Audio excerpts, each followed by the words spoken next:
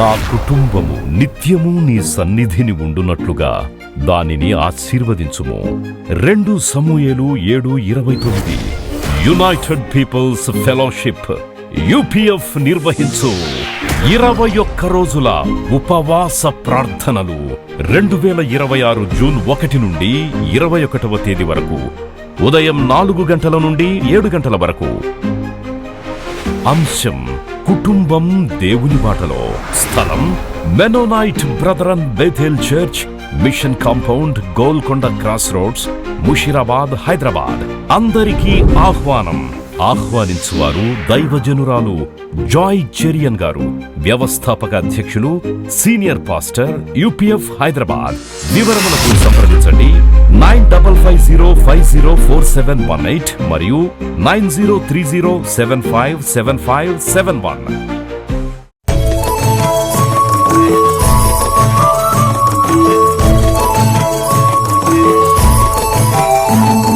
ఈరోజు చాలా చిన్న ఉపమానం, కానీ గొప్ప భావంతో కూడిన ఉపమానం మనం ధ్యానించబోతున్నాం. మత్తయి సువార్త 13వ అధ్యాయము 47 నుండి 49 వచనాలు. Very simple parable but with great meaning. మరియు పరలోక రాజ్యము సముద్రంలో వేయబడి నానా విధములైన చేపలను పట్టిన వలను పోలి ఉన్నది. అది నిండినప్పుడు దానిని దరికి లాగి కూర్చుండి మంచి వాటిని గంపల్లో చేర్చి చెడ్డ వాటిని బయట పారవేయుదురు. అలాగే యుగ సమాప్తి అందు జరుగును. దేవదూతలు వచ్చి నీతిమంతుల్లో నుండి దుష్టులను వేరుపరిచి వీరిని అగ్నిగుండములో పడవేయుదురు. అక్కడ ఏడుపును పండ్లు కొరుకుటేను ఉండును. నీతిమంతులు దుష్టులు వారు వేరు చేయబడతారని. ఇంతకుముందు కూడా ఒక ఉపమానంలో గోధుమలు గురుగులు అవి వేరు చేయబడుతుందని. గోధుమలు కొట్టులోనికి వెళుతుంది, గురుగులు అగ్నిలో కాల్చబడుతుందని. అంటే దీని భావం ఏంటి? నీతిమంతులు పరలోక రాజ్యంలోకి వెళ్ళిపోతారు, నిత్యరాజ్యానికి వారసులు అవుతారు. దుష్టులు లేక యేసు ప్రభువును అంగీకరించిన వారికి నిత్యాగ్ని భద్రపరచబడి ఉందని మనం ఈ ఉపమానంలో నేర్చుకుంటున్నాం. ఈ ఉపమానం కూడా పరలోక రాజ్యాన్ని ఎలా పోర్చినాడు? సముద్రంలో వేయబడి నానా విధములైన చేపలను పట్టిన వలను పోలి ఉన్నది. దేవునికి స్తోత్రం.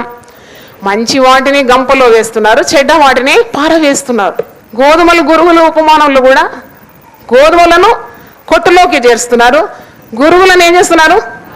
కాల్చి వేస్తున్నారు. ఇలాగే జరుగుతుంది అంటే దేవుని యొక్క తీర్పు గురించి విశ్వాసులకు జ్ఞాపకం చేస్తుంది ఈ యొక్క ఉపమానం. There is the final judgement. It is appointed for man to die once, but after this there is judgment. తీర్పు అనేది ఉన్నది. యుగ సమాప్తిలో ఇలాగే జరుగుతుంది. మనకు తెలుసు 1000 ఏండ్ల పరిపాలనలో నీతిమంతులే యేసు ప్రభుతో కలిసి రాజ్యము ఏలుతున్నారు, దుష్టులకు అక్కడ స్థానము లేదు. యుగ సమాప్తిలో ఇలాగ జరుగుతుంది. దేవదూతలు వచ్చి నీతిమంతుల్లో నుండి దుష్టులను వేరుపరచి వీరిని అగ్నిగుండములో పడవేదురు. స్వర్గం నరకం, స్వర్గం ఉన్నది, నరకం ఉన్నది. స్వర్గంలో నీవు నీతిమంతుడవైతే, యేసు ప్రభువును అంగీకరించిన వాడవైతే, ప్రభు మార్గంలో ఉండిన వాడవైతే నువ్వు తప్పకుండా నీతి రాజ్యంలో, దైవ రాజ్యంలోకి ప్రవేశం ఉంటుంది. దుష్టులు నీతిమంతుల్లో నుండి వేర్పరచబడి వారు మండుచున్న అగ్నిగుండంలో పడవేయబడదు. అగ్నిగుండంలో ఏముంటుంది అన్నప్పుడు అగ్నిగుండంలో ఏడుపును పళ్ళు కొరుకుటను ఉంటుంది. అగ్ని ఆరదు, పురుగు చావదు. ఎంత భయంకరం కదా! పరలోక రాజ్యానికి వారసులుగా ఉండుటకు మనం ఈ లోకంలో చక్కని జీవితాన్ని జీవించాలి. ప్రభువుకు అంగీకారమైన జీవితాన్ని జీవించి పరలోకంలో మనకు ప్రవేశము పొందుకోవాలి. లేక దుష్టక్రియలు, చెడు క్రియలు, పాపము వీటన్నిటికి కూడా మనం తీర్పులోకి వస్తాము. తిరిగి ఏడుపు, పండ్లు కొరుకుట ఇవన్నీ ఉన్న నిత్యాగ్నిలోకి పడవేయబడదుమని వాక్యము సెలవిస్తుంది. చాలా పర్యాయములు సువార్తల్లో నరకం గురించి స్పష్టంగా తెలియపరచబడింది. కొన్ని మీకు జ్ఞాపకం చేస్తాను. మత్తయి 7:23. అప్పుడు నేను మిమ్మల్ని ఎన్నడూ ఎరుగను, అక్రమం చేయవారులారా నా యొద్ద నుండి పొండని వారితో చెప్పు. అంటే క్రమము లేని జీవితాలు, వారు అంటున్నారు ఇక్కడికి వచ్చి 21వ వచనంలో, ప్రభువా ప్రభువా అని నన్ను పిలుచు ప్రతివాడును పరలోక రాజ్యములో ప్రవేశింపడు, కానీ పరలోకమందున్న నా తండ్రి చిత్త ప్రకారము చేయువాడే పరలోకంలో ప్రవేశించు. ఎవరు పరలోకంలో ప్రవేశిస్తారు?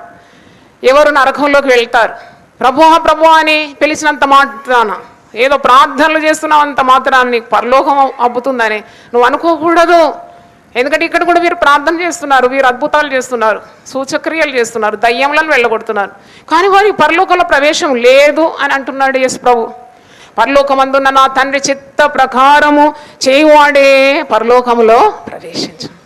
యేసు ప్రభు నామాన్ని వారు వినియోగించుకున్నారు. యేసు ప్రభు నామంలో ఉన్న శక్తి ద్వారా అద్భుతాలు జరిగింది, కానీ వారి జీవితంలో క్రమం లేదు. అప్పుడు అంటున్నాడు, నేను మిమ్మల్ని ఎన్నడూనో ఎరుగను, నాకు అసలు మీరు ఎవరో తెలియదు అంటున్నాడు. చాలా బాధాకరం. వాళ్ళు అనుకున్నారు జీవితం అంతా సేవ చేసినారు, కానీ ప్రభు లెక్కలోకి వారు రాలేదు. అక్రమం చేయవారులరా మీరు నా యొద్ద నుండి తొలగిపోమంట. ఎక్కడికి పోతారు? ఇలా తొలగిపోమంటే ఎక్కడుంది వారికి స్థలం? ఎక్కడుంది? నరకంలోనే స్థలం ఉంది వారికి. అందుకే మత్తయి 8:12, రాజ్య సంబంధులు వెలుపటి చీకటిలోనికి త్రోయబడదురు, అక్కడ ఏడుపును పండ్లు కొరుకుటయు ఉండునని మీతో చెప్పుచున్నాను. అంటే 11వ వచనంలో ఇక్కడ ఒక శతాధిపతి యేసు ప్రభు దగ్గరకు వచ్చినాడు. తన దాసుడు అస్వస్థతలో ఉన్నాడు. ప్రభు అంటున్నాడు, నేను మీ ఇంటికి వస్తానంటే, వద్దు ప్రభువా, నీవు నా ఇంటికి రావడానికి యోగ్యుడను కాను, నువ్వు ఒక మాట మాత్రం సెలవిస్తే చాలు, నా దాసుడు ఏమవుతాడు? స్వస్థపరుస్తాడు. అప్పుడు ప్రభు చాలా ప్రశంసిస్తాడు. 10వ వచనం చూడండి. యేసు ఈ మాట విని ఆశ్చర్యపడి వెంట వచ్చున్న వారిని చూచి, ఇశ్రాయేల్లో నేను ఎవరికైనాను నేను ఇంత విశ్వాసం ఉన్నట్టు చూడలేదని నిశ్చయంగా మీతో చెప్తాను. అంటే యేసు ప్రభుకు ఎంత ఇష్టమో విశ్వాసం అని. మనలో విశ్వాసమే యేసు ప్రభు చాలా ఇష్టం. He likes faith in us. ఎంత ఇష్టపడతాడు మనలో విశ్వాసం ఉంటే. ఇశ్రాయేల్లో నేను ఇంత విశ్వాసము చూడలేదని నిశ్చయముగా మీతో చెప్పుచున్నాను. 11వ వచనం, అనేకులు తూర్పు నుండి పడమటి నుండి వచ్చి అబ్రహాముతో కూడాను ఇస్సాకుతో కూడాను యాకోబుతో కూడాను పరలోక రాజ్యమందు కూర్చుందురు. కానీ అనేకులు అంటే విశ్వాసులు, యేసుప్రభువును నమ్మిన వారు వస్తారు పరలోక రాజ్యంలో. అబ్రహాంతో కూర్చుంటారు, ఇస్సాకుతో కూర్చుంటారు, యాకోబుతో కూర్చుంటారు. వీరందరికీ పరలోక రాజ్యంలో ప్రవేశం ఉంది. కానీ రాజ్య సంబంధులు అంటే ఇహలోక సంబంధులు వెలుపడి చీకటిలోని త్రోయబడుదురు, అక్కడ ఏడుపును పండ్లు కొరుకుటయి ఉండునని మీతో చెప్పుచున్నాను. ఇక్కడ విశ్వాసం గురించి ఒక శతాధిపతిని ప్రశంసిస్తూ పరలోక రాజ్యం గురించి చెప్పడంలో ఒక అర్థం ఉంది. ఎందుకంటే విశ్వాసులు పరలోక రాజ్య సంబంధులు, అవిశ్వాసులు తప్పకుండా నరకములో నెట్టివేయబడుతున్నారు. విశ్వాసం ఎప్పుడు కూడా మనం ప్రార్థన చేసినప్పుడు విశ్వాసం అనే వరాన్ని పొందుకోవాలి. ఆనాడు శిష్యులు కూడా ఏమన్నారు? ప్రభువా మా విశ్వాసమును నీవు వృద్ధి చేయి. Lord increase our faith. ప్రార్థన విశ్వాసం. శిష్యులు ప్రభువా ప్రార్థన మాకు నేర్పమన్నారు. మరి ఒకసారి అన్నారు, ప్రభువా మా విశ్వాసాన్ని వృద్ధి చేయి. అంటే ప్రార్థన కావాలి, విశ్వాసం కావాలి. విశ్వాసంతోనే బ్రతకాలి. మరి ఏడుపు పళ్ళు కొరకడం అని ఇక్కడ కూడా మనం చూస్తున్నాం. సువార్త 22:13 వచనం, అంతటా రాజు ఏమంటున్నాడు? వీడు పెళ్లి వస్త్రములతో రాలేదు పెళ్లి విందుకు, కాబట్టి వీని కాళ్ళు చేతులు కట్టి వెలుపటి చీకటిలోనికి త్రోసివేయుడి, అక్కడ ఏడుపును పండ్లు కొరుకుటయి ఉండనని పరిచారకులతో చెప్పాను. సరైన విధానంలో మన జీవితాలు చక్కబెట్టుకోకుంటే తప్పకుండా ఏడుపు పండ్లు కొరకడం ఎక్కడుందో అక్కడికి మనం వెళ్ళిపోతామని వాక్యము సెలవిస్తుంది. మత్తయి సువార్త 25:46 చూడండి. 25 మాథ్యూ 25:46. ఇక్కడ తండ్రి చేత ఆశీర్వదింపబడిన వారు లోకం పుట్టినది మొదలుకొని మీ కొరకు సిద్ధపడిన రాజ్యమును స్వతంత్రించుకొనుడని. అంటే దేవుని చిత్తాన్ని ఈ లోకంలో జరిగించిన వారికి పరలోక రాజ్యం, మరి చిత్తము నెరవేర్చని వారికి 46వ వచనంలో వీరు నిత్య శిక్షకును నీతిమంతులు నిత్య జీవమునకును పోదురు. దైవ చిత్తాన్ని నెరవేర్చిన వారు నిత్య జీవానికి వెళ్ళిపోతున్నారు, నీతిమంతులు. కానీ దేవుని చిత్తం నెరవేర్చకుండా ఈ లోకంలో ఉండేవారు నిత్య శిక్షకు వెళ్ళిపోతున్నారని ఈ వాక్యంలో మనం నేర్చుకుంటున్నాం. మన ప్రవర్తన అంటే నీ యొక్క అంతరంగము సత్యంతో నిండి లేకుంటే చాలా ప్రమాదమే. ఎందుకంటే వాక్యములు కీర్తనలు మనం చదువుతాం కదా, 51వ కీర్తనలో 6వ వచనం, నీవు అంతరంగములో సత్యము కోరుచున్నావు, ఆంతర్యమున నాకు జ్ఞానము తెలియజేయు. అంటే దేవుని గురించిన జ్ఞానం మనం పొందుకుంటున్నాం ఉపమానాల ద్వారా. అనేక రీతుల్లో యేసు ప్రభు మనతో మాట్లాడుతూ ఉన్నాడు. అంటే తప్పకుండా ప్రతి కార్యం మంచిదైనను అది చెడ్డదైనను దేవుడు దానికి తీర్పు తీస్తాడని వాక్యంలో చూస్తున్నాం. 12వ అధ్యాయం మత్తయి 12:36-37, మాథ్యూ 12:36-37. నేను మీతో చెప్పున్నది ఏమనగా, మనుష్యులు పలుకు వ్యర్థమైన ప్రతి మాటను గూర్చియు విమర్శ దినమున లెక్క చెప్పవలసి ఉండును. నీ మాటలను బట్టి నీతిమంతుడవని తీర్పు నందు, నీ మాటలను బట్టి అపరాధివని తీర్పు పొందుదు. చూడండి, మాటలను కూడా దేవుడు తీర్పు తీరుస్తాడంట. కొందరికి అలవాటు చెడ్డ మాటలు పలకడం, చాలా గొప్ప అనుకుంటారు. అంటే కొత్త కొత్త వెకాబులరీ అనమాట. ఎక్కడ నేర్చుకుంటారో తెలియదు. అది ఇంట్లో భార్యను తిడుతూ ఉంటారు, చెడ్డ మాటలు తిడుతూ ఉంటారు. వాళ్ళకు ఒక హాబీ అయిపోయింది అనమాట. కొందరు భార్యలు, జగడగొండి భార్యలు భర్తలు తిడుతూ ఉంటారు, పిల్లలు తిడుతూ ఉంటారు. వ్యర్థమైన ప్రతి మాటకు నీవు జవాబుదారివి. ఇక్కడ వాక్యంలో చూడండి, నీవు మాట్లాడే ప్రతి వ్యర్థమైన మాటను గురించి విమర్శ దినమున లెక్క చెప్పాలి. అబద్ధాలు ఆడతారు కొందరు, చూడండి కొండములు చెప్తారు మరి కొందరు. అంటే దేవుని చిత్తాన్ని మనం జీవితంలో నెరవేర్చకుంటే తప్పకుండా విమర్శకు లోనైతాం. సంగతి ఈరోజు ప్రభు మనకు అందరికీ జ్ఞాపకం చేస్తున్నాడు. తరువాత ఇంకా ఏమి లెక్క చూస్తాడు? ప్రసంగి గ్రంథం ఒకసారి తీయండి, 12వ అధ్యాయం 1వ వచనంలో, దుర్దినములు రాకముందే ఇప్పుడు వీటి యందు నాకు సంతోషము లేదని నీవు చెప్పు. సంవత్సరములు రాకముందే, తేజస్సునకును సూర్యచంద్ర నక్షత్రములకు చీకటి కమ్మకముందే, వాన వెలిసిన తర్వాత మేఘములు మరల రాకముందే, నీ బాల్య దినములందే నీ సృష్టికర్తను స్మరణకు తెచ్చుకుంది. అంటే యవనస్తులు ఎప్పుడు కూడా అంటే దేవుని జ్ఞాపకం చేసుకోవాలని ఈ పరిశుద్ధ గ్రంథంలో మనం చదువుతున్నాం. బాల్య దినమందే సృష్టికర్తను ఏం చేయాలి? జ్ఞాపకం చేసుకోవాలి. దుర్దినములు రాకముందే అంటే లేత వయసు, నడిప్రాయము ఇవి గతించిపోతుంది. నీకు తప్పకుండా వార్ధక్యాన్ని నీవు ఎదుర్కొంటావు, తర్వాత మరణం ఎదుర్కొంటావు. కాబట్టి నీవు నీ బాల్య దినములందే నీ సృష్టికర్తను స్మరణకు తెచ్చుకోవాలి. 12వ అధ్యాయం 13, 14 చూడండి. ఇదంతా వినిన తరువాత తేలిన ఫలితార్థం ఇది, దేవుని యందు భయభక్తులు కలిగి ఉండి ఆయన కట్టడలను అనుసరించి నడుచుండవలేను. మానవ కోటికి ఇది ఏ విధి.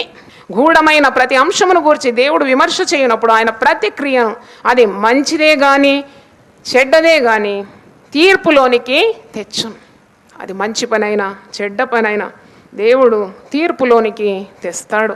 గూఢమైన ప్రతి అంశమును గురించి దేవుడు విమర్శ చేస్తాడు.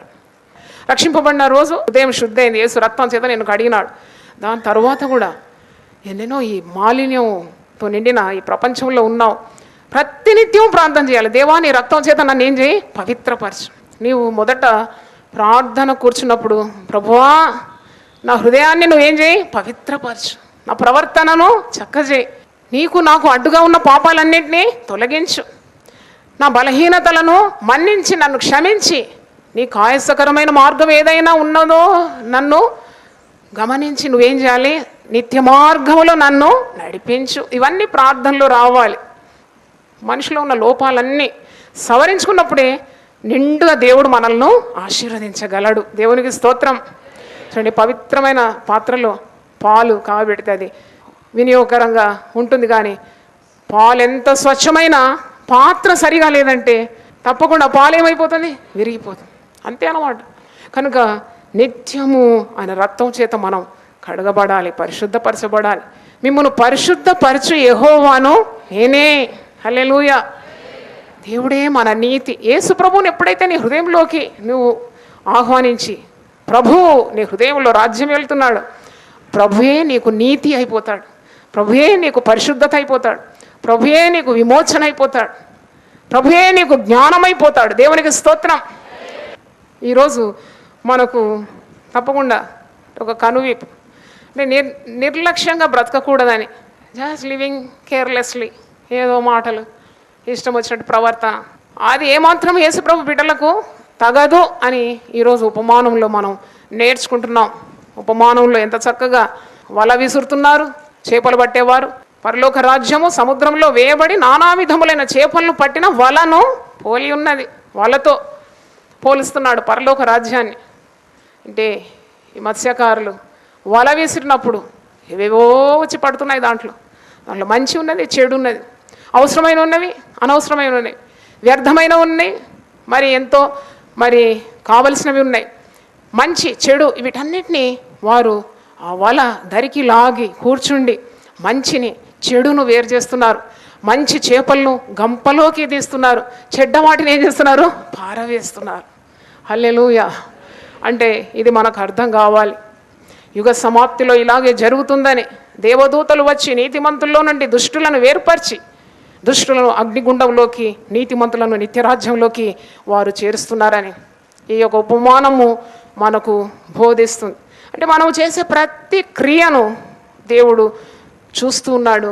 ప్రతి క్రియకు కూడా లెక్క ఒప్పజెప్పవలసిన దినం ఉన్నదని రోమీలకు రాసిన పత్రిక 14వ అధ్యాయము 12వ వచనం. నా తోడు ప్రతి మోకాలును నా ఎదుట వంగును, ప్రతి నాలుకయు దేవుని స్తుతించును అని ప్రభువు చెప్తున్నాడని వ్రాయబడినది గనుక మనలో ప్రతి వాడును తన్ను గురించి దేవునికి లెక్క ఒప్పగించవలెను. ప్రతి వాడును తన్ను గురించి దేవునికి లెక్క ఒప్పగింపవలెను. అన్నిటికీ లెక్క అడుగుతాడంట దేవుడు. మనం అనుకుంటాం కదా, ఏంటంటే మనం ఇన్ని కార్యాలు చేస్తుంటే దేవునికి ఏం తెలుస్తుందని. 2 కొరింథీ 5వ అధ్యాయము 10వ వచనం చూడండి. ఎందుకనగా తాను జరిగించిన క్రియల చొప్పున అవి మంచివైనను సరే చెడ్డవైనను సరే దేహముతో జరిగించిన వాటి ఫలమును ప్రతివాడును పొందునట్లు మనమందరమును క్రీస్తు న్యాయపీఠము ఎదుట ప్రత్యక్షము కావలేను. ఇది కంఠపాఠంగా ఉండాలి ఈ మాట. అంటే నీవేదైనా కార్యాలు చేసేటప్పుడు వాక్యం వచ్చి నీకు అడ్డుగా నిలబడాలి. అందుకే పరిశుద్ధ వాక్యాన్ని మనం చక్కగా జీర్ణించుకొని మన హృదయంలో పలక మీద ఎప్పుడు అది రాసి పెట్టి ఉండాలి. అంటే నువ్వు చెడు చేయకుండా నీ పాదములకు దేవుని వాక్యము దీపంగా, నీ త్రోవలకు అది వెలుగ్గా ఉంటుంది. హల్లెలూయా. ప్రకటన గ్రంథం మీరు చూసినట్లయితే నరకం గురించి మంచి వివరణ ఉంది. నరకం ఎలా ఉంటుంది? ప్రకటన 20:14-15. మరణమును మృతుల లోకమును అగ్నిగుండములో పడవేయబడెను. ఈ అగ్నిగుండము 2వ మరణం. ఎవని పేరైనను జీవగ్రంథమందు వ్రాయబడినట్టు కనబడని ఎడల వాడు అగ్నిగుండములో పడవేయబడు. ఇక్కడ ప్రకటన 20:11 నుండి చదువుదాం. మరియు ధవళమైన మహాసింహాసనం దాని యందు ఆసీనుడై ఉన్న ఒకనిని చూచితిని. భూమి ఆకాశములు ఆయన సముఖం నుండి పారిపోయాను, వాటికి నిలువచోటు కనబడకపోయాను. మరియు గొప్పవారేమి కొద్దివారేమి మృతులైన వారందరూ ఆ సింహాసనం ఎదుట నిలవబడి ఉండుట చూచితిని. అప్పుడు గ్రంథములు విప్పబడెను, మరియు జీవగ్రంథమును వేరొక గ్రంథము విప్పబడెను. ఆ గ్రంథముల యందు వ్రాయబడి ఉన్న వాటిని బట్టి తమ క్రియల చొప్పున మృతులు తీర్పు పొందిరి. సముద్రము తనలో ఉన్న మృతులను అప్పగించెను, మరణమును పాతాళ లోకమును వాటి వశమున ఉన్న మృతులను అప్పగించెను. వారిలో ప్రతివాడు తన క్రియల చొప్పున తీర్పు పొందెను. మరణమును మృతుల లోకమును అగ్నిగుండంలో పడవేయబడను. ఈ అగ్నిగుండము 2వ మరణం. ఎవని పేరైనను జీవగ్రంథమందు వ్రాయబడినట్టు కనబడని ఎడల వాడు అగ్నిగుండములో పడవే. మనం ప్రకటన గ్రంథం 3వ అధ్యాయంలో కూడా మంచి హెచ్చరిక ఉంది. నులివెచ్చని క్రైస్తవ జీవితానికి హెచ్చరిక. చాలామంది కొద్దిగా అటు కొద్దిగా ఇటు ఉంటారు, ఇటు ఉంటారు. అంటే ఇలా నరకం ఉందని, అగ్నిగుండం ఉందని, అక్కడ ఏడుపును పళ్ళు కొరకటం ఉందని, నిత్యాగ్నిలో పడవేయబడతామని, మన పేర్లు ఒకవేళ జీవగ్రంథంలో లేకుంటే మనకు నిత్యరాజ్యం లేదని, ఇవన్నీ సత్యాలు నిర్లక్ష్యం చేస్తారు. Just neglect. వాళ్ళు ఏమంటారంటే చల్తా అంటారు. ఏమంటారు? చల్తా, నడుస్తుందిలే బండి. కాదు, బండి నడవదు, బండి ఆగుతుంది. తప్పకుండా తీర్పు అనేది ఒకటి ఉన్నది. అంటే నువ్వు ఉంటే వెచ్చగా ఉండాలి, లేకుంటే చల్లగా ఉండాలి. 2 రకముల తీరు కానీ పోకడ కానీ అది ప్రమాదకరమని ప్రకటన గ్రంథం 3వ అధ్యాయంలో 14వ వచనం నుండి చదువుతున్నాను. లవోదికలో ఉన్న సంఘపు దూతకు ఇలాగు వ్రాయం. ఆమేనను వాడును నమ్మకమైన సత్యసాక్షి దేవుని సృష్టికి ఆదియునైన వాడు చెప్పు సంగతులు ఏమనగా, నీ క్రియలను నేను ఎరుగుదును. నీవు చల్లగానైనను వెచ్చగానైనను లేవు. నీవు చల్లగానైనను వెచ్చగానైనను ఉండినా మేలు. నీవు వెచ్చగానైనను చల్లగానైనా ఉండక నులివెచ్చనిగా ఉన్నావు గనుక నేను నిన్ను నా నోటి నుండి ఉమ్మివేయను ఉద్దేశించున్నాను. ఈ గతి ఎవరికి పట్టకూడదు. దేవుడు మనల్ని నోటి నుండి ఉమ్మివేస్తే మన బ్రతుకులు ఏమైపోతాయి? మనకు ఆ భయం ఉండాలి. దేవా, నన్ను ఒక నులివెచ్చని క్రైస్తవురాలిగా ఉండకుండా నేను వెచ్చగా ఉండాలి, నేను ఆత్మపూర్ణునిగా ఉండాలి, నేను పరిశుద్ధాత్మతో నింపబడాలి, మరి క్రీస్తును కలిగి నేను జీవించాలని నీకు ఆ ఉద్దేశం ఉండాలి, మండాలి అన్నమాట. ప్రభువు కొరకు ఎప్పుడు మండుతూనే ఉండాలి. మీరు గమనించినారా? చల్లని వస్తువు ఏదైనా ఉంటే దాని మీద ఈగలు అన్ని క్రిములు వచ్చి వాలుతూ ఉంటుంది. ఏదైనా మండుతూ ఉన్నప్పుడు ఏదైనా వాలుతుందా? వాళ్ళనే వాళ్ళు. ఎప్పుడు ప్రార్థనలోనూ ఉండాలి, ఎప్పుడు నీకు నాకు ఒక బంధం అంటూ ఉండాలి, నీ గుండె మండుతూ ఉండాలి నేర్పించినాడు. అప్పుడు ఏవి కూడా నీకు సోకవు. అందుకే నీవు చల్లగానైనా ఉండు, లేకుంటే వెచ్చగానే. కొద్దిగా అటు కొద్దిగా ఇటు నులివెచ్చగా ఉంటానని అనుకోకూడదు. దేవుడు అట్టి వారిని ఉమ్మివేస్తాడని. మరి ఎన్ని బిరుదులో అటి వారికి 17వ వచనం చూడండి. నీవు దౌర్భాగ్యుడవు, దిక్కుమాలిన వాడవు, దరిద్రుడవు, గుడ్డివాడవు, దిగంబరుడవై ఉన్నావని ఎరుగక నేను ధనవంతుడను, ధనవృద్ధి చేసి ఉన్నాను, నాకేమీ కొదవలేదని నీవు చెప్పుకొనుచున్నావు. అంటే వాడు ఇంత ధనవంతుడైనా దేవుడు లేకుంటే అట్టి ధనవంతుణ్ణి ఒక ఉపమానంలో ప్రభు ఏమని పిలుస్తున్నాడు? వెర్రివాడ. వాడు అంటున్నాడు ధనవంతుడు, నేను తింటాను, త్రాగుతాను, సుఖిస్తాను. ఓ నా ప్రాణమా, నీవు తిను, త్రాగుము, సుఖించు, సంతోషించు. కానీ అట్టివాణ్ణి దేవుడు వెర్రివాడ, ఈ దినము నీ ప్రాణం నువ్వు కోల్పోతే నువ్వు సంపాదించినవన్నీ ఎవరి వశము అవుతుంది. చూడండి, ఇక్కడ కూడా అక్కడ వెర్రివాడ అని పిలిచినాడు, సంబోధించినాడు దేవుడు. ఇక్కడ కూడా ఆత్మదేవుడు అట్టివారిని, అంటే దేవుని మీద ధ్యాస లేదు, పరలోక రాజ్యం మీద గురి లేదు, వారికి ఈ లోకరీతిగా ఉన్న కార్యాల మీదనే ధ్యాస ఉంటే అట్టి వారిని దేవుడు ఏమని పిలుస్తున్నాడు? దౌర్భాగ్యుడు. ఎవరు పిలుస్తున్నారు ఇక్కడ? నులివెచ్చని జీవితం గలవాన్ని, ధనం మీద ధ్యాస ఉండి దేవుని మీద మతి లేని వాన్ని. దౌర్భాగ్యుడా, దిక్కుమాలినవాడా, దరిద్రుడా, గుటివాడా, దేవుడే పిలుస్తున్నాడు అట్టివాన్ని. అంటే వాని జీవితం యొక్క పయనం ఎటో వానికి తెలియదు. He doesn't know where his ending his life. ఫాస్ట్గా వెళ్ళిపోతున్నాడు, కానీ గురి లేని, గమ్యం లేని జీవితం. వాని అంతం నాశనమే. వాడు దేవుని పక్కన పెట్టినాడు, వాడు ప్రభువును రక్షకునిగా స్వీకరించలేదు, వాడి జీవితంలో దేవుని యొక్క క్రమం లేదు, వాడు ఇలాగూ జీవిస్తున్నాడు. వాడు ఎటు పయనమవుతున్నాడంటే నరకాగ్నిలో పడడానికి పయనమవుతున్నాడు. పరిశుద్ధ గ్రంథంలో ఉంది కదా, నరకంలో పడేవారి ఒక లిస్ట్ ఉంది కదా, ప్రకటన 21:8వ వచనం. ఎవరెవరు పడతారు నరకంలో? పిరికివారు, సత్యం కొరకు నిలబడడానికి శక్తి లేనివారు అని అర్థం, ప్రతిదాని భయపడేవారు. ఇక్కడ పిరికివారు ఎక్కడ వెళ్తున్నారు? ప్రకటన 21:8 ఎక్కడ వెళ్తున్నారమ్మా? నరకం. ఎవరెవరు? పిరికివారు, అవిశ్వాసులు, అసహ్యులు, నరహంతకులు, వ్యభిచారులు, మాంత్రికులు, విగ్రహారాధికులు, అబద్ధికులు అందరూ అగ్నికందకములతో మండుగుండములో పాలు పొందురు. ఇది 2వ మరణం. ఉంటే దేవుని తట్టుండు, లేకుంటే లోకం తట్టుండు. ఎందుకు అటు ఇటు ఉంటున్నావు? ఎటు కాకుండా అయిపోతావు. కొందరు గుడికి వస్తారు, మళ్ళా విగ్రహారాధన కూడా చేస్తారు. కానీ విగ్రహారికుదులు అందరూ ఎక్కడ పడుతున్నారు? మండుచున్న అగ్నిగుండంలో పడుతున్నారు. It's serious matter. It's a serious matter. ఏం పర్వాలేదండి, ఈ లోకం తీరు, లోకం పోకడ. అటు పోతే సై, ఇటు పోతే సై, అటు సై ఇటు సై. ప్రభు దగ్గర ఈ సైలు లేవు. ఒకటే మార్గం ఏంటంటే నువ్వు దేవుని మార్గంలో ఉంటే నీకు పరలోకం, లేక నువ్వు దేవుని తృణీకరిస్తే తప్పకుండా నీకు నరకం. హల్లెలూయా. తలలు వంచండి, ప్రార్థన చేసుకుందాం. దేవుడు ప్రతి దినాన్ని నీకు ఈవిగా అనుగ్రహిస్తున్నాడు. ప్రతి దినము నీవు దేవుని చిత్తాన్ని నెరవేర్చాలి. నీవు దేవుని కొరకు గొప్ప కార్యాలు చేయడము కాదు, కానీ తన చిత్తాన్ని సంపూర్ణంగా నెరవేరుస్తూ ఆయన మహిమ కొరకు నువ్వు ప్రయాసపడాలి. మమ్మల్ని నీ రక్తంతో కడుగుమని మేము వేడుకుంటున్నాం ప్రభువా. నీకు ఆయాసకరమైన మార్గం ఏదున్న దయతో మమ్మల్ని మన్నించి నిత్య మార్గంలో నడిపించండి. మా నోటి మాటలు, మా హృదయ ధ్యానము నీకు అంగీకారంగా ఉండాలి ప్రభువా. పరిశుద్ధుడవు నీవు, పరిశుద్ధమైన జీవితం మాకు దయచేయండి. మేము 2 వైపులా మా మనసు పెట్టకుండా ఏక గురి, ఏక తాత్పర్యం మాకు దయచేయండి, ఏక లక్ష్యం మాకు దయచేయండి. ప్రతి వాడు కూడా క్రీస్తు న్యాయపీఠం యొద్ద నిలిచే రోజుందని, చేసే ప్రతి కార్యానికి లెక్క చెప్పవలసిన స్థితి ఎదురవుతుందని మాకు మీరు అర్థం చేసినందుకు నీకు స్తోత్రం నాయన. మా ప్రవర్తన అంతటి మీద నీ అధికారానికి మేము ఒప్పుకుంటున్నాం.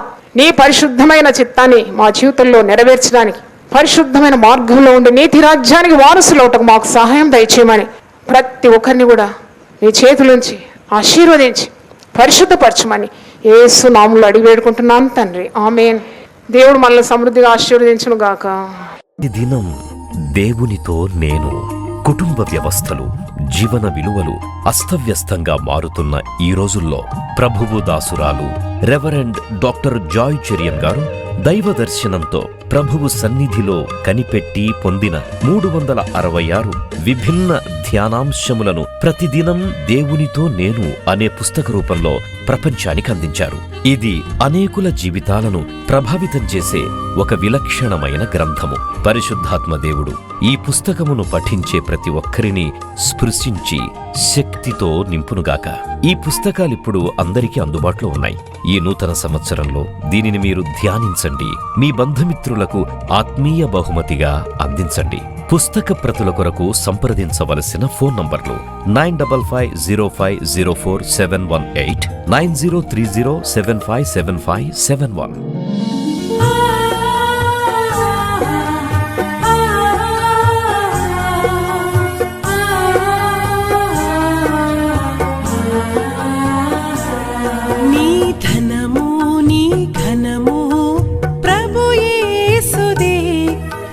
దశమా భాగము నీయ వెనుదీతువా. నీ ధనము నీ ఘనము ప్రభు యేసుదే, నీ దశమా భాగము నీయ వెనుదీతువా. ధరలోన ధనధాన్యములనీయగా కరుణించి కాపాడి రక్షింపగా. ధరలోన ధనధాన్యములనీయగా కరుణించి కాపాడి రక్షింపగా. పరలోకనాదుండు నీకీయగా మరి యేసు కొరకీయ వెనుదీతువా. పరలోకనాదుండు